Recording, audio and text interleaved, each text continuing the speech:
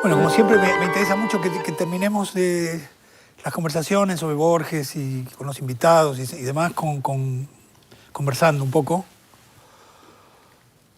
Como les decía, lo mejor sería que tuviéramos un programa exclusivamente para conversar las preguntas y quizá en algún momento veamos esa posibilidad, ¿no?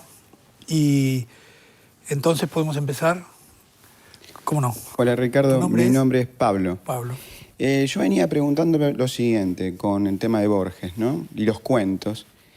Que los textos tengo que volver a leerlos, como para recordarlos, para tenerlos presentes. Como que hay que volver siempre a Borges. Yo pensaba que era algo mío en mi lectura de Borges.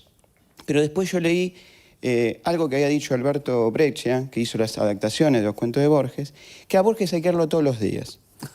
Y entonces me quedé pensando si no es una paradoja esto de que él en muchos de sus textos habla de la memoria y uno tenga que volver siempre para recordar ciertos elementos de Borges y que son tal vez fundamentales. Sí. Eso sí, no... Y yo creo que es un modo de acercarse a la pregunta con la que empezamos, ¿no? ¿Qué sería un buen escritor o por qué sería un buen escritor? Que por supuesto nosotros exageramos un poco la cuestión y parece que fuera el único escritor, no es que sea el único escritor. También uno puede tener distancia con él y puede leer otros escritores, ¿no?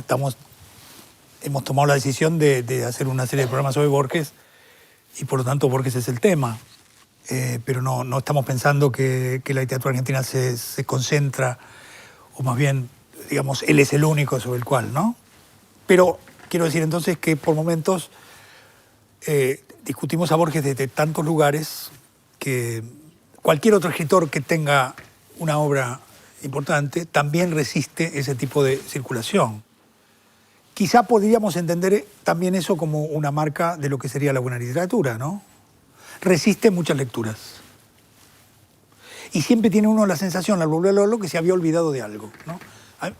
Pasa también con Roberto Bari, pasa también con Walsh, que eso pasa, ¿no? En el caso de Borges, eso me parece que es más deliberado por ahí, ¿no? Que él trabaja mucho con registros muy deliberados, muy conscientes de cómo producir. Por ejemplo, para tomar un relato que parece sencillo a primera vista, como Hombre de la Esquina Rosada, uno tarda en darse cuenta que hay un momento extraordinario en el relato, y es que él el duelo no lo cuenta, ¿no? Salen de la luz los personajes. Toda la escena está jugada en el prostíbulo ahí, bajo la luz, y de pronto el relato se va hacia la oscuridad, y luego lo que pasa es que entra un hombre moribundo, ¿no? O sea, es un modo de crear un vacío en el relato que hace que uno probablemente tenga que volver a leerlo con cuidado, ¿no? O, por ejemplo, el modo en que cambia el título, ¿no? De Hombres pelearon a Hombre de la Esquina Rosada, ¿no? Que es inolvidable la imagen. Al poner ahí una imagen del almacén rosado, el relato adquiere como una especie de definición, ¿no? Entonces, uno podría avanzar viendo cuáles son los motivos por los cuales uno cuando vuelve encuentra siempre algo nuevo, ¿no? Eso me parece que es, por supuesto, algo que podemos considerar uno de los datos por los cuales decimos que la literatura que vale la pena sobrevive a la época, incluso se puede leer en épocas distintas o en épocas de la propia vida de uno, ¿no? Que uno vuelve a leerlo en otro contexto. Así que interesante la cuestión. Seguimos por ahí, sí. Buenas noches, Ricardo. Buenas noches. Yo me quedaba pensando algo en relación... ¿Tu nombre, me dijiste, era? Lucas. Lucas. En relación a lo que presentaste hoy sobre la ficción de origen de Borges, sí, y estos dos linajes, el materno más ligado a lo criollo, lo militar, y el paterno ligado a lo intelectual inglés, me preguntaba si especialmente en la década del 70, pienso en un cuento como La señora mayor y en varias entrevistas, no se suma un rasgo que tiene que ver con lo católico vinculado al linaje materno y lo protestante vinculado al linaje paterno por la abuela lectora de la Biblia, etc. Sí, sí.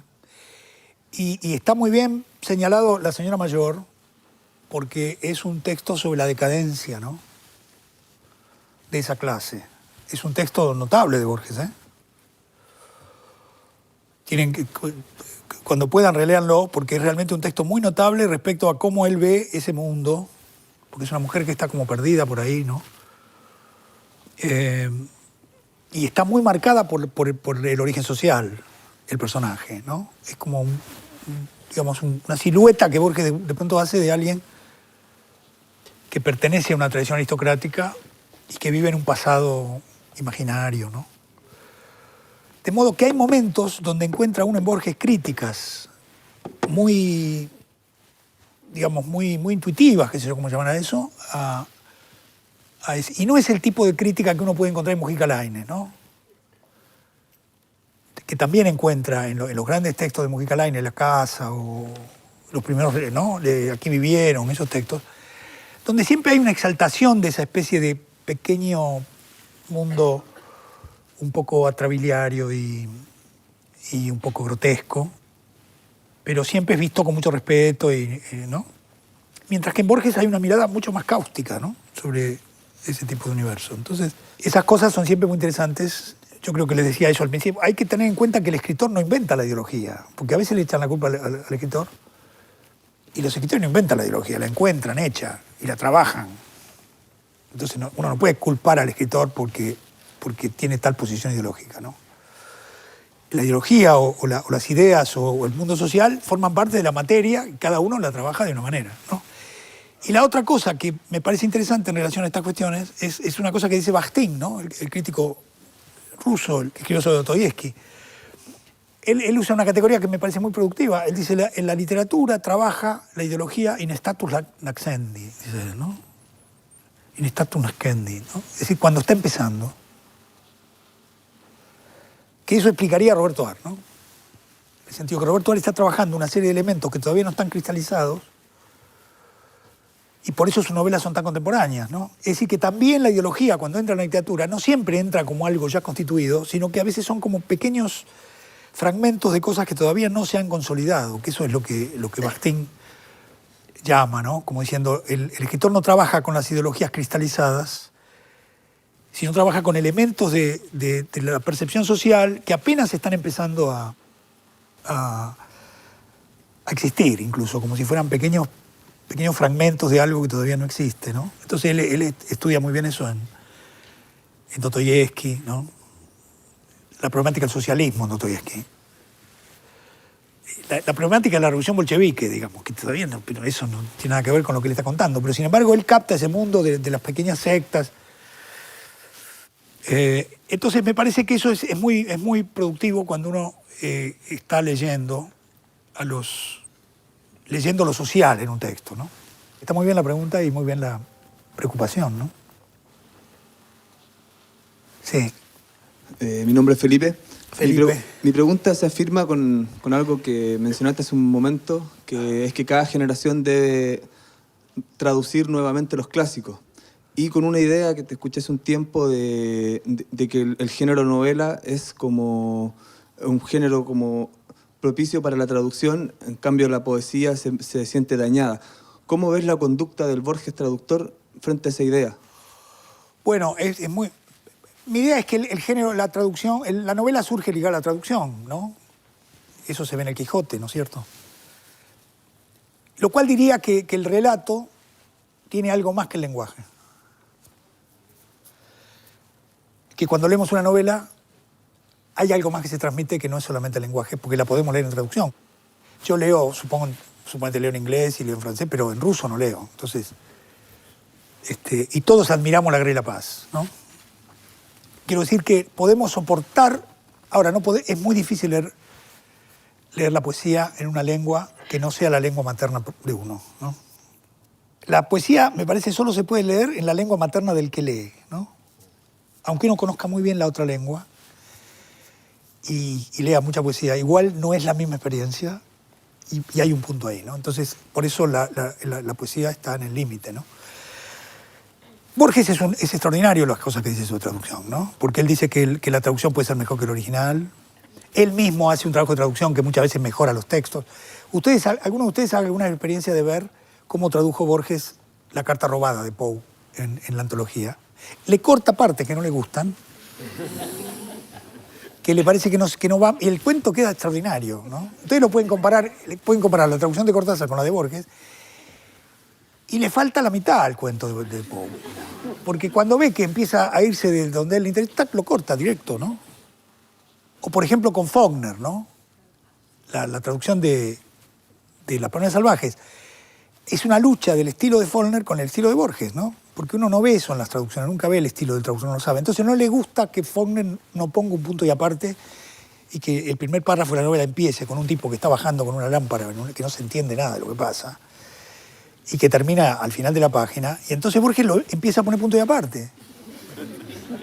Para que se entienda bien que es un médico que baja con una lámpara,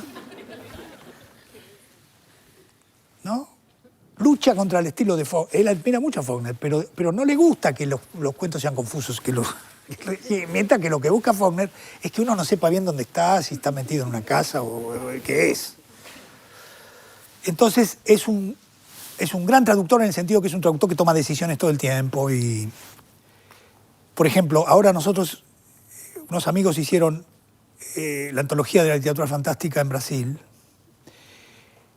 Y yo había leído una cosa que dice Borges sobre cómo habían hecho la traducción en Italia, que habían ido al original de los relatos que estaban en la antología, ¿no? Y Borges estaba escandalizado porque dice, ¿por qué van a los originales si nosotros los mejoramos a todos esos textos? Entonces yo le dije a los vecinos, ustedes tienen que traducir del castellano. No tienen que ir a buscar el cuento de Kipling que está en inglés y traducirlo del inglés, no, porque es otra cosa. Entonces, no es que haya que recomendar esa práctica, pero es una práctica que tiende a pensar la traducción como una actividad autónoma, ¿no? En ese sentido, es muy interesante la cuestión. Y también es muy interesante esta cuestión a la que te referías, sobre por qué hay que volver a traducir los clásicos, porque yo creo que la traducción es la que mejor fija la historia del estilo. Porque aunque no lo sepa, el traductor trabaja con un horizonte de lo que puede decir en cada época, de lo que es literario en cada época. Y si uno pudiera hacer una historia de traducción en el sentido más amplio, tendría la posibilidad de acceder a una historia del estilo, porque vería ahí en esa práctica, ¿no?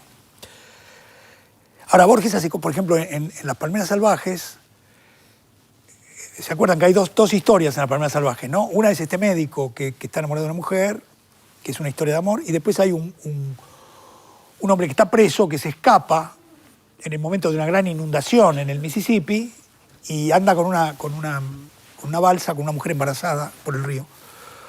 Y son dos textos. Y entonces hay un momento que en el relato de Faulkner, la canoa encalla contra... Y entonces Borges pone, repechó la ribera fangosa, que es de las ruinas circulares. O sea, tomó la frase, repechó, que es lindísima, repechó la ribera fangosa. El buque repechó la ribera, es lindísimo, repechó, y lo puso así. Va a quedar mejor, dijo, ¡pac! Y lo puso así. Bueno, muchas gracias. Muchas gracias.